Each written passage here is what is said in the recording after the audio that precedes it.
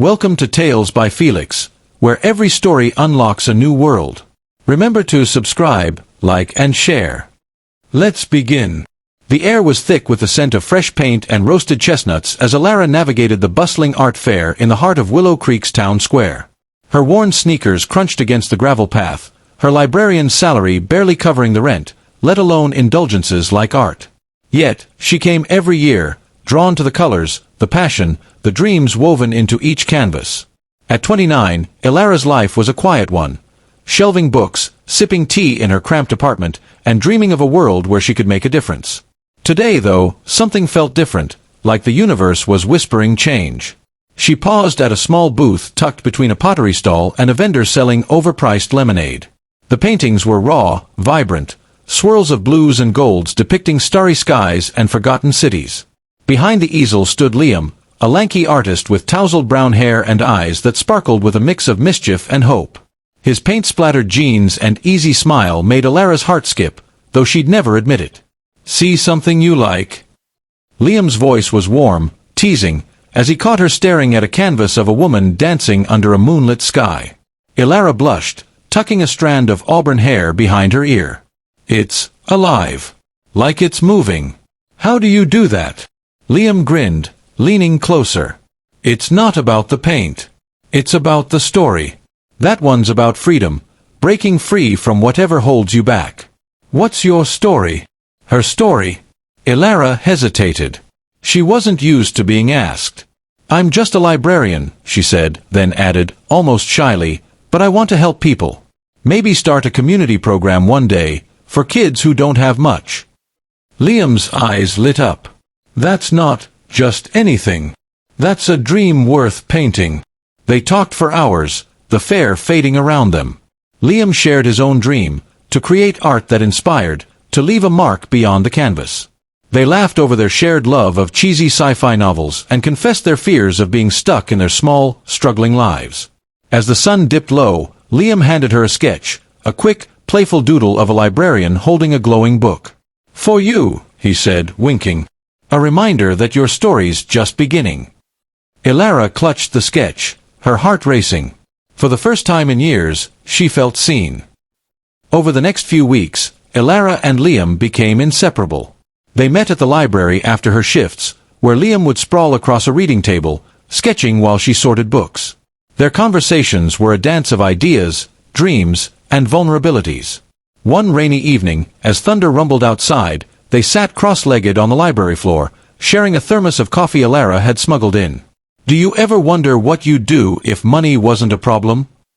Liam asked, his pencil pausing over a sketch of a futuristic city. Elara sipped the coffee, grimacing at its bitterness. "I'd start that program I told you about. A place for kids to learn, create, feel safe." "What about you?" Liam's eyes gleamed. "I'd travel the world, paint every corner of it. But I'd want someone to share it with. Someone who gets it." Their gazes locked, and Elara felt a warmth spread through her chest. "Someone like who?" she teased, though her voice trembled.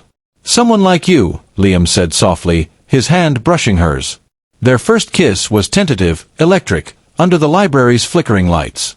From that moment, their relationship bloomed.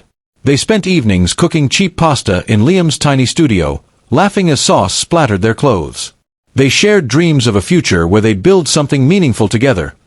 Maybe a community center with art classes and books for everyone. Their love was a quiet rebellion against their circumstances, a promise that they could rise above their struggles. One night, as they lay on a blanket under the stars, Liam traced constellations with his finger. "We're gonna make it, Elara. Together. I promise." Elara believed him, her heart full of a hope she hadn't known she could feel. But dreams couldn't pay the bills. Elara's library job barely covered her rent, and Liam's art sales were sporadic at best. They lived on instant noodles and second-hand clothes, their love a bright spot in a life shadowed by scarcity. One freezing winter night, Elara came home to find their apartment's heat had been shut off, another unpaid bill. "Liam, we can't keep doing this," she said, her breath visible in the chilly air.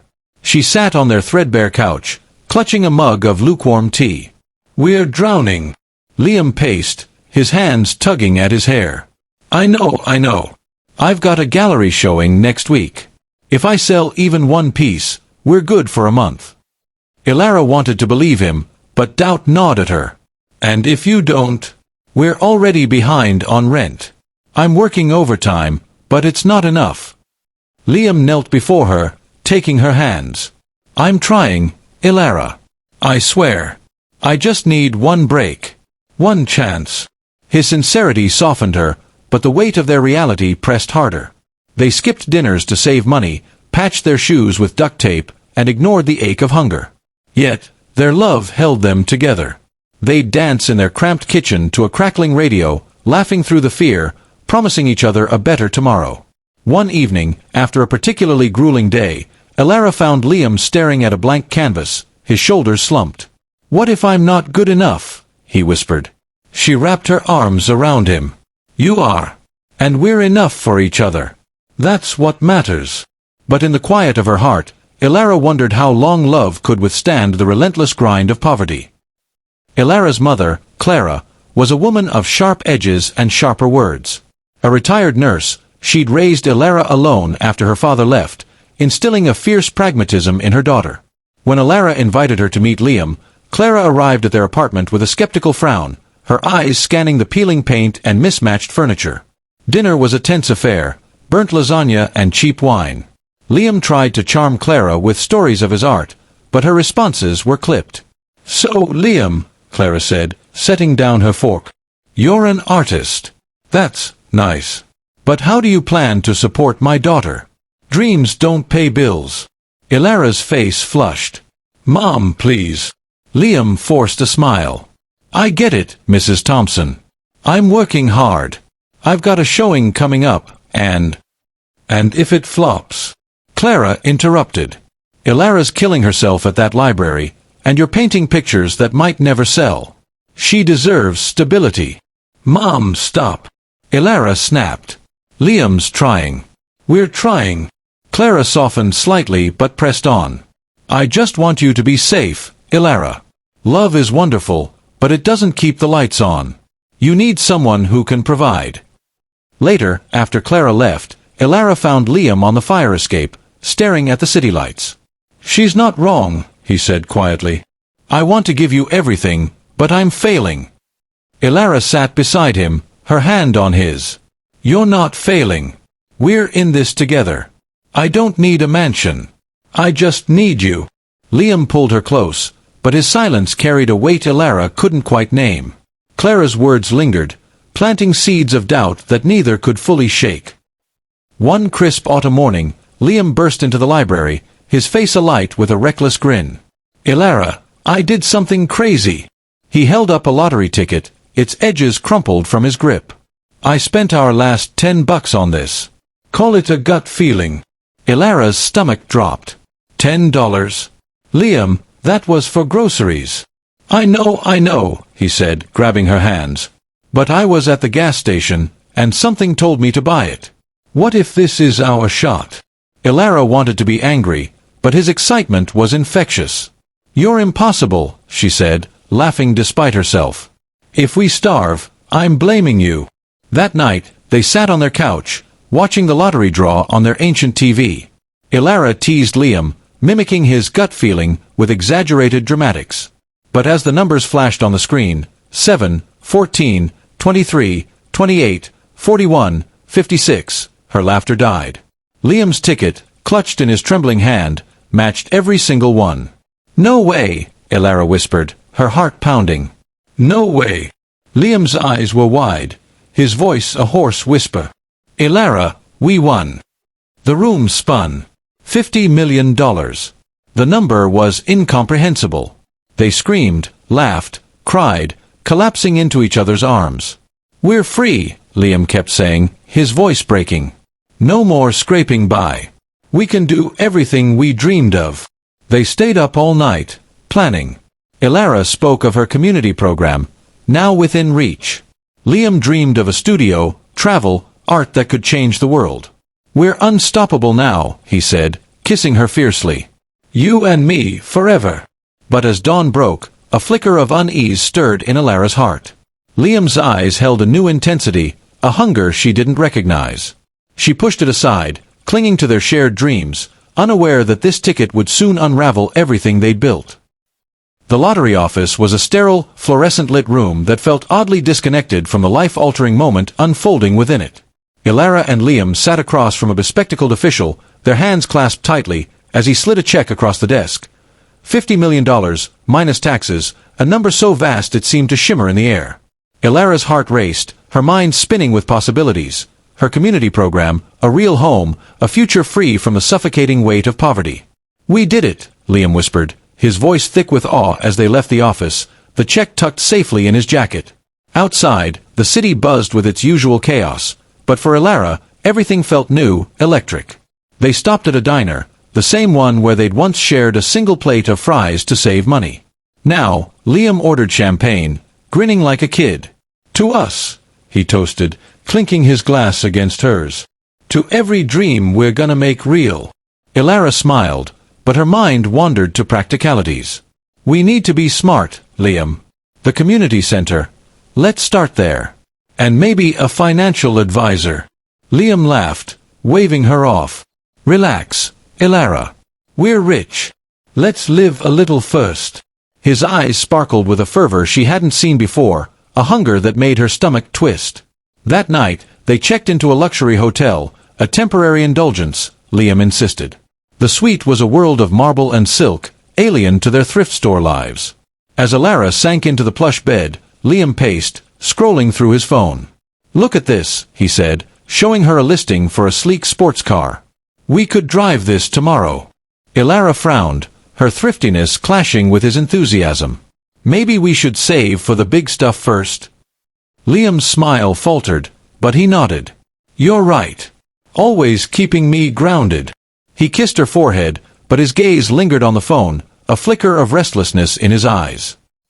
The first cracks appeared subtly, like hairline fractures in glass. Liam, once content with his paint-stained jeans, began splurging, designer suits, a gold watch that glinted ostentatiously on his wrist.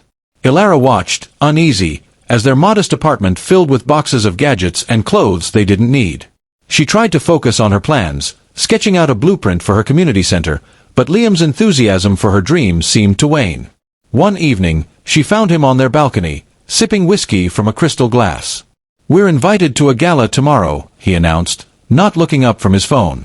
"Some art collectors. Big names. Could be my break." Elara hesitated, her thrift store dress feeling inadequate for such an event. "A gala? I don't know, Liam. I'm not sure I fit in with that crowd." He turned, his expression impatient. "You'll be fine. We're not small-time anymore, Elara. This is our life now." The gala was a glittering affair, a sea of sequins and champagne flutes. Elara clung to Liam's arm, feeling like an imposter among the elite. Liam, however, thrived, charming collectors with stories of his art. Elara overheard him embellish their struggles, painting himself as a lone genius rather than half of their shared dream. Her chest tightened, but she brushed it off as nerves. Later, as they danced, Liam's attention drifted. "This is just the start," he murmured, his eyes scanning the room. "We're gonna be unstoppable." Elara forced a smile, but his words felt less like a promise to her and more like a declaration to himself. Liam's new world pulled him further from Elara. He began attending exclusive events alone, claiming they were business for his art career. Elara spent evenings at the library, pouring her energy into grant applications for her community center, but the silence of their apartment felt heavier each night. Liam's absences grew longer, his excuses vaguer. One night, he returned at 2 a.m., reeking of cologne and whiskey. "Met someone incredible," he said, his voice slurred with excitement. "Serena Voss. She's got connections, galleries, investors. She thinks I'm the next big thing." Elara's stomach churned. "Serena? Who is she?" "Just a friend," Liam said, too quickly, his eyes avoiding hers. "She's in the art world. You'd like her." But Elara didn't like her. She'd seen Serena's name on Liam's phone, her glamorous Instagram filled with yacht parties and designer gowns. Serena was everything Elara wasn't: polished, confident, born into wealth. When Elara finally met her at a gallery opening, the contrast was stark. Serena, in a crimson dress that hugged her curves, greeted Liam with a kiss on the cheek that lingered too long. "Elara, right?" Serena's smile was sharp, her eyes appraising. "Liam's told me so much about you. You're so sweet." Elara forced a polite nod, her throat tight. Later, she pulled Liam aside. "What's going on with you and her? Be honest." Liam's jaw tensed. "Nothing's going on.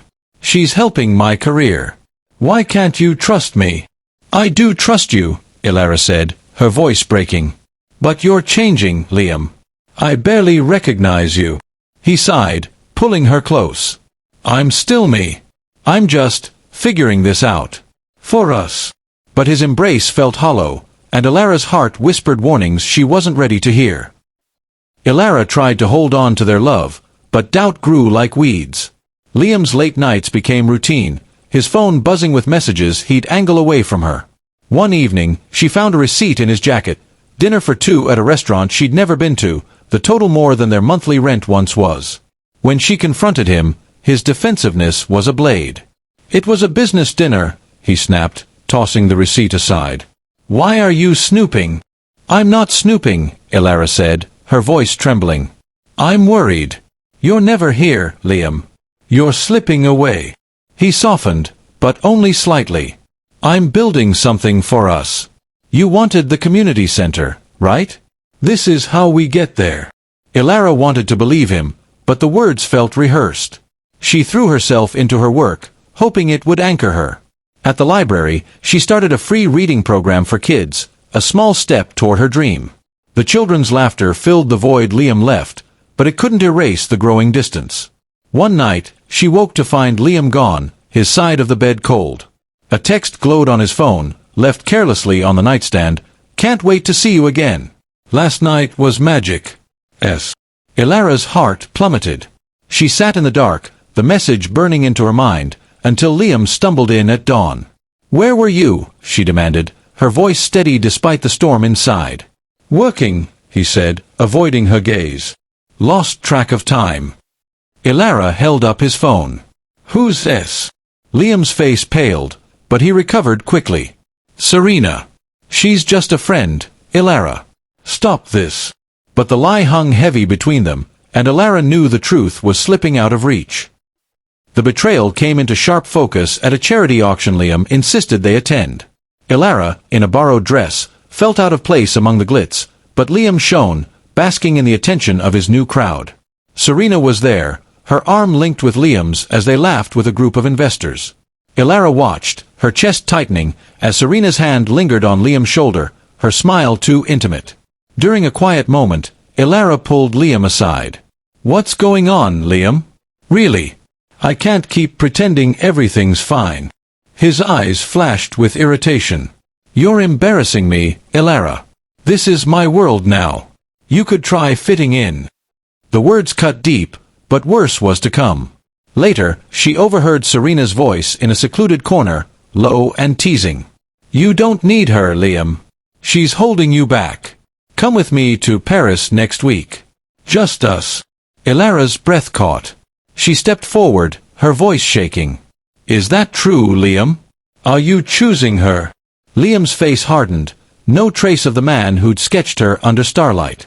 "I'm done pretending, Elara. This life, it's bigger than us. I need someone who can keep up." The room spun. "You're leaving me," she whispered.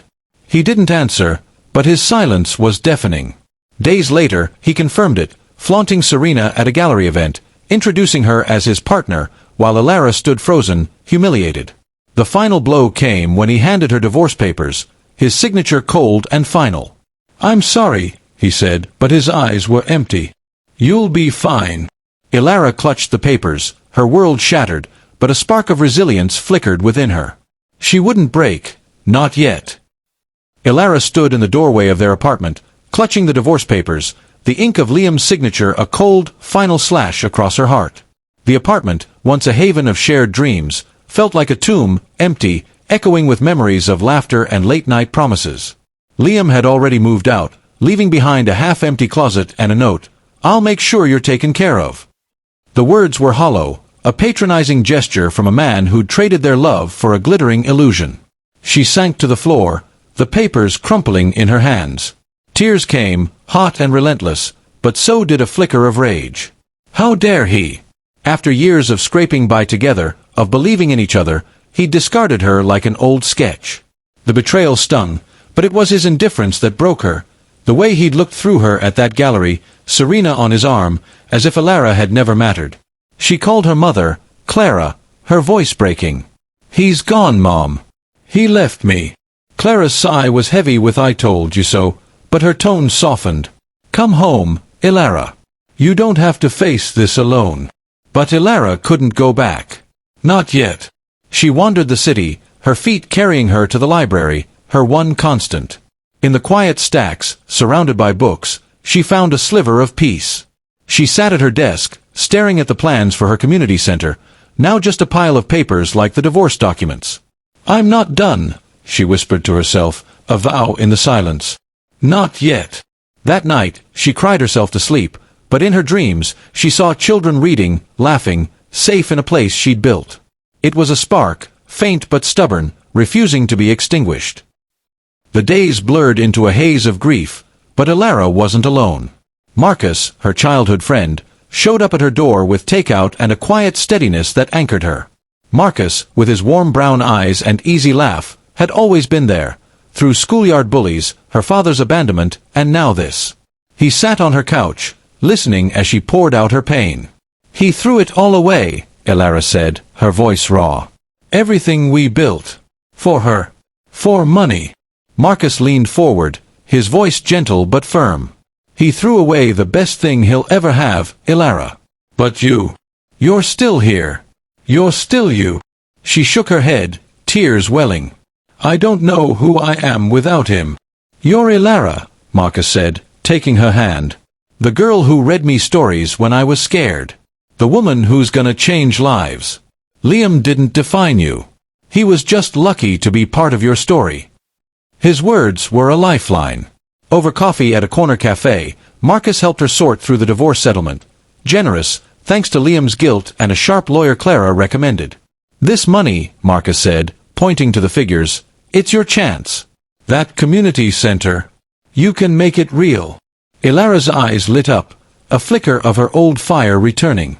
"You really think I can?"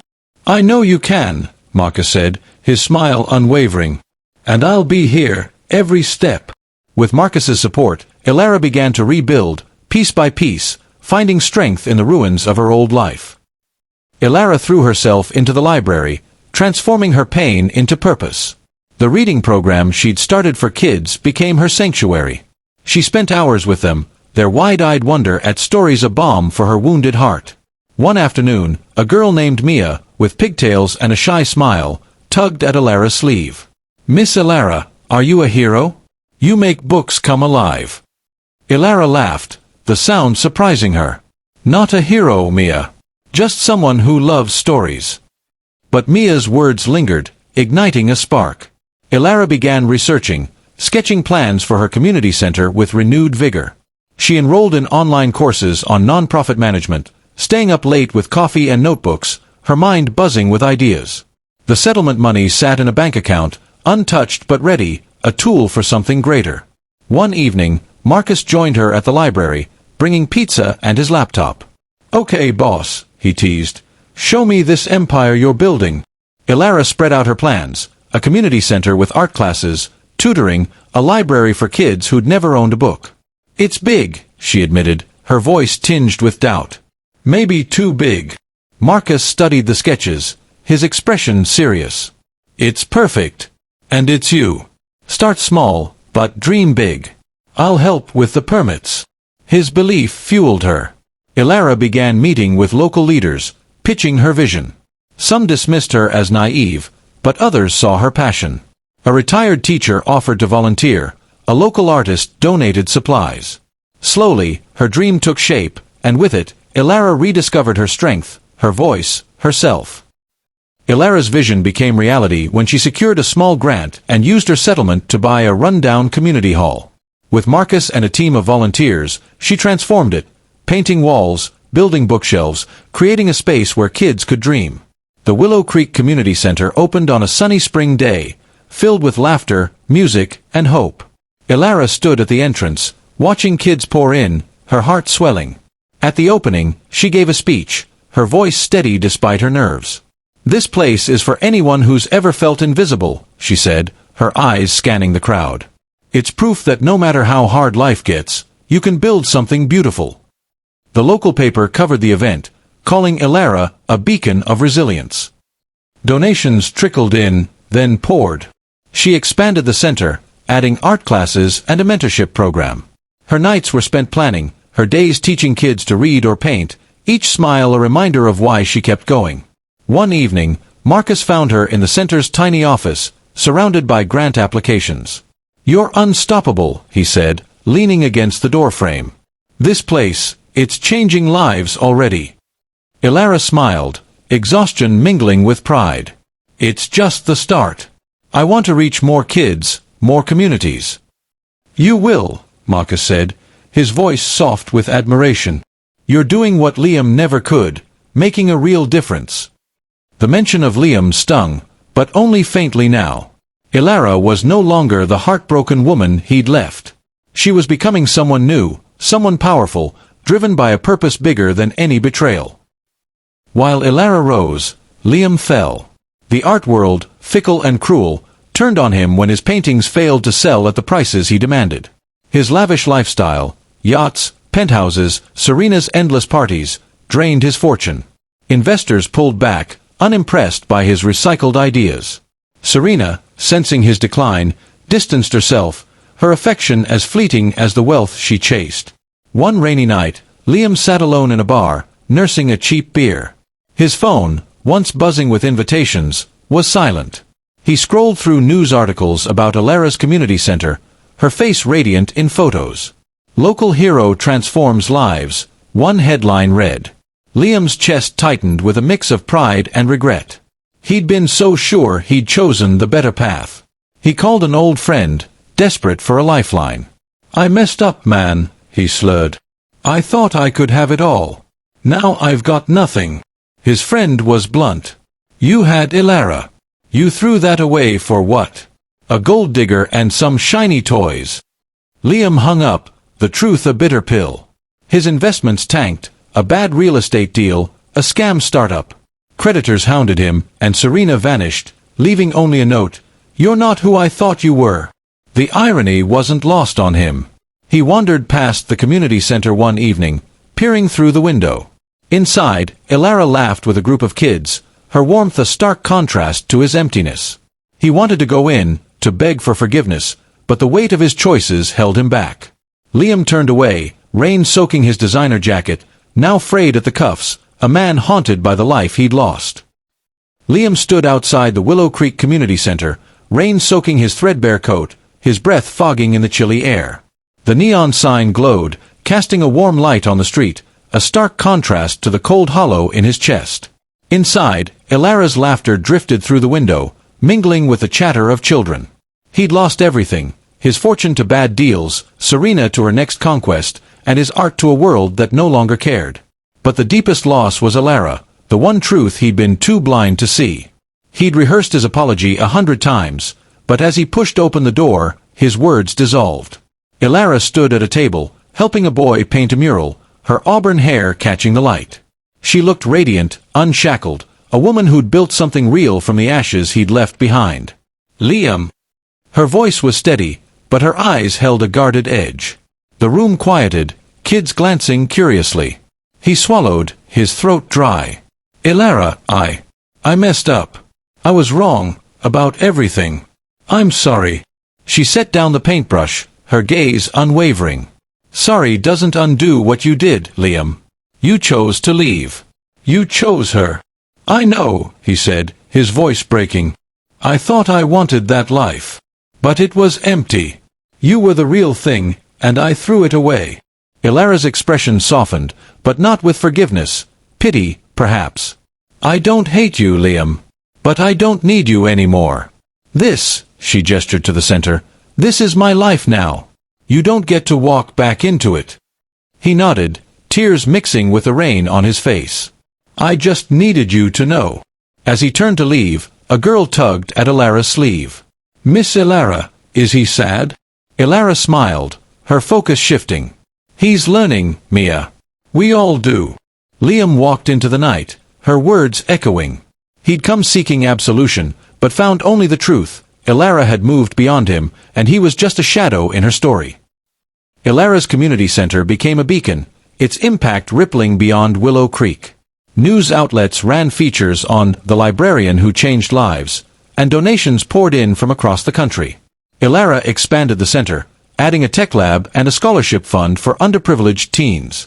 She spoke at conferences, her story of resilience inspiring thousands. Each step forward felt like a reclaiming of herself, a defiance of the pain Liam had inflicted. One evening, at a fundraiser, Elara stood on a stage, her voice clear and strong.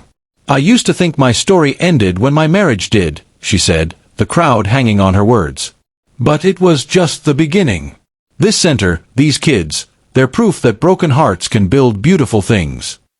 The applause was thunderous, but Elara's eyes found Marcus in the crowd, his proud smile grounding her. After, they walked through the city, the skyline glittering like the future she'd once dreamed of with Liam. "You're a rock star," Marcus teased, nudging her shoulder. Elara laughed, her breath visible in the cool air. "I'm just me. But I'm finally okay with that." "You're more than okay," Marcus said, his voice softening. "You're extraordinary." Her heart fluttered, a warmth she hadn't felt in years. Marcus had been her constant, her friend, her anchor. She'd been so focused on healing, on building, that she hadn't noticed how his presence had become her home. As they paused by a fountain, the city lights reflecting in the water, Elara realized her story wasn't just about survival, it was about opening her heart again. Marcus's confession came on a quiet Sunday, as they painted a mural in the community center. Elara stood on a ladder, adding stars to a night sky, when Marcus set down his brush. "Elara," he said, his voice uncharacteristically nervous, "there's something I need to say." She turned, paint smudged on her cheek, her heart skipping at the intensity in his eyes. "What's wrong?"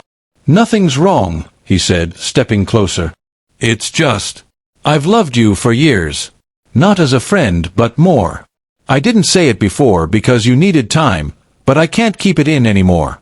I want to be with you, Elara, through all of this." Her breath caught, memories of Liam's betrayal flashing briefly before fading. Marcus wasn't Liam.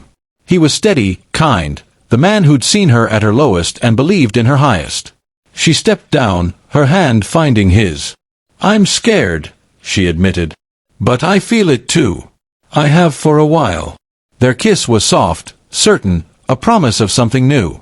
The weeks that followed were a whirlwind of quiet moments, coffee dates, late-night talks, laughter that felt like healing. Marcus joined her at the center, teaching woodworking classes, his presence a steady rhythm in her life. One evening, under the same stars they'd painted, he proposed, a simple ring glinting in his hand. "Elara," he said, his voice thick with emotion, "you're my home. Marry me." Tears streamed down her face, but this time, they were joy. "Yes," she whispered, and the kids at the center cheered, having sneaked in to witness the moment. Elara and Marcus's wedding was small, held in the community center's garden, surrounded by blooming flowers and the kids they'd come to love. Elara wore a simple white dress, her auburn hair loose, her smile radiant. Marcus, in a linen suit, looked at her like she was the only person in the world. The ceremony was a celebration of their love, but also of Elara's journey, from heartbreak to purpose, from loss to legacy. As they exchanged vows, Elara's voice was steady. "You saw me when I couldn't see myself," she said, her eyes locked on Marcus. "You're my partner, my home, my future." Marcus's vow was simple, heartfelt. "I promise to stand by you, to build with you, to love you through every chapter." The kids tossed flower petals, and the community clapped, their cheers echoing into the night. Later, as they danced under string lights, Elara felt a peace she'd never known. This was her life now, not defined by Liam's betrayal, but by the love and purpose she'd chosen. A local reporter captured the moment, her article going viral, "From heartbreak to hero, Elara's love story inspires." The center's work grew, with new branches planned in neighboring towns. Elara and Marcus worked side by side, their love a foundation for change, their shared vision a testament to what resilience could build. Liam watched from afar, his life a shadow of what it had been. He'd moved to a cramped studio, his paintings unsold, his name forgotten. Scrolling through his phone, he stumbled on Elara's wedding photos, her smile a dagger in his heart.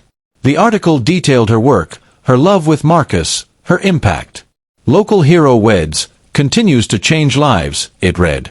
Liam's fingers trembled as he closed the app, the weight of his choices crushing him. He wandered to a bar, the same one where he'd drowned his sorrows before. "I had it all," he muttered to the bartender, who barely listened. "And I lost it." The bartender shrugged. "Sounds like you made your choice, man." Liam nodded, staring into his drink. He saw Elara's face in every headline, her legacy growing while his withered. He'd chased wealth, glamour, a life that sparkled but crumbled. Elara had built something lasting, something real. He thought of calling her, of trying again, but the memory of her words, "I don't need you anymore," stopped him.